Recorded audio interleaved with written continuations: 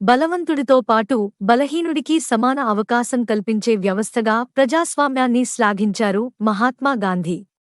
96 కోట్ల మంది ఓటర్లతో అలరారుతూ ప్రపంచంలోనే అతిపెద్ద ప్రజాస్వామ్యం అన్న భుజకీర్తులు తగిలించుకున్న ఇండియాలో ఎంత రుజువర్తనులైనా ఆర్థికంగా బలహీనులైన వారెవరూ ఎన్నికల్లో నెగ్గుకొచ్చే పరిస్థితి లేదని నడుస్తున్న చరిత్ర చాటుతోంది.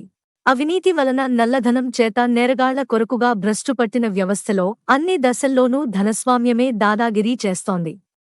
7 దశాబ్దాలుగా భారత ప్రజాస్వామ్యానికి నల్లధనమే ఇంధనంగా మారిందని, దాన్ని అరికట్టడంలో ప్రజాప్రతినిధులు, ప్రభుత్వాలు, పార్టీలు, పార్లమెంటుతో పాటు ఎన్నికల సంఘమూ విఫలమైందని విత్తమంత్రిగా అరుణ్ జైట్లీ 2017 జులైలో నిష్ఠుర సత్యం పలికారు.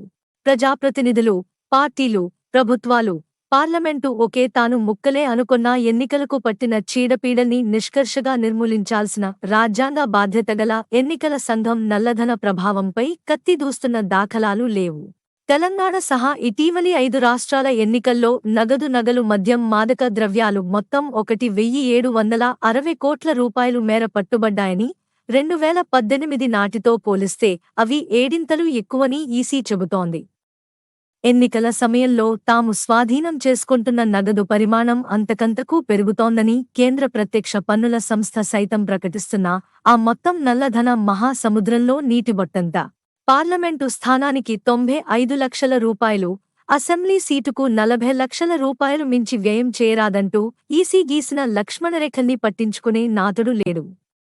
ప్రతిష్టాత్మకంగా భావించే ఉప ఎన్నికల్లోనే 100 కోట్లు వెదజల్లేంతగా పరిస్థితిని దిగజార్చిన పార్టీల పుణ్యమా అని ప్రత్యక్ష నగదు బదిలీ తమదాకా రాలేదంటూ ఓటర్లు వీధులకెక్కి ధర్నాలు చేస్తున్నారు. ఈ వాస్తవాన్ని కళ్లుండీ చూడలేని ఈసీ 20కి పైగా వివిధ ఎన్ఫోర్స్మెంట్ ఏజెన్సీలను రంగంలోకి దించి చట్టాన్ని కట్టుదిట్టంగా అమలు చేస్తున్నట్లు చెబుతోంది. ఈసీ నిష్క్రియాపరత్వమే ప్రజాస్వామ్యాన్ని సంతలో సరకుగా మార్చేస్తోంది.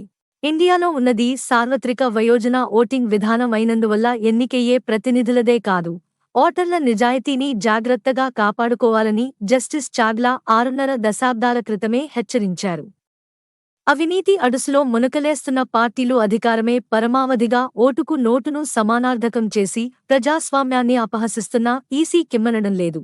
కాబట్టే 1998 సార్వత్రిక ఎన్నికల్లో పార్టీలు అభ్యర్థులు చాపకింద నీరులా ప్రవహింపజేసిన మొత్తం 10 రూపాయలు వేల కోట్లు 2014 నాటికది 35 రూపాయలు వేల కోట్లకు, 2019లో 60 రూపాయలు వేల కోట్లకు ఎగబాకింది.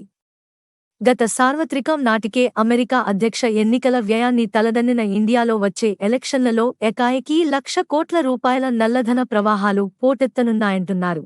పరిమితికి మించి అభ్యర్థులు పెట్టే ఖర్చును కట్టుదిట్టంగా నియంత్రించేందుకు ఈసీ పటిష్ట యంత్రాంగాన్ని ఏర్పాటు చేసేలా ఆదేశాలివ్వాలని కోరుతూ సుప్రీంకోర్టులో వ్యాజ్యం దాఖలైంది.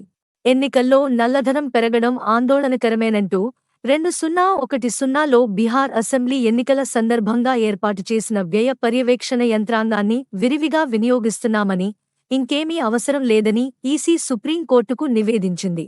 గత లోక్సభ ఎన్నికల్లో 3,456 కోట్ల రూపాయలు విలువైన నగలు, మత్తు పదార్థాల్ని స్వాధీనం చేసుకుని అక్కడికి అదే గొప్ప అనుకుంటున్న ఈసీ జడత్వమే ఎలాగైనా ఎన్నికల రంగాన్ని దున్నేయాలనుకునే ధన మదాంధ జగన్మాయగాళ్లకు అయాచిత వరమవుతోంది. రాజకీయ మదగజాల పాలిట అంకుశంగా మారిన చండశేషన్ స్ఫూర్తి నిర్వాచన్ సదన్లో కొడిగట్టిపోవడమే దేశ ప్రజాస్వామ్యాన్ని కరిమింగిన వెలగపండు చేస్తోంది.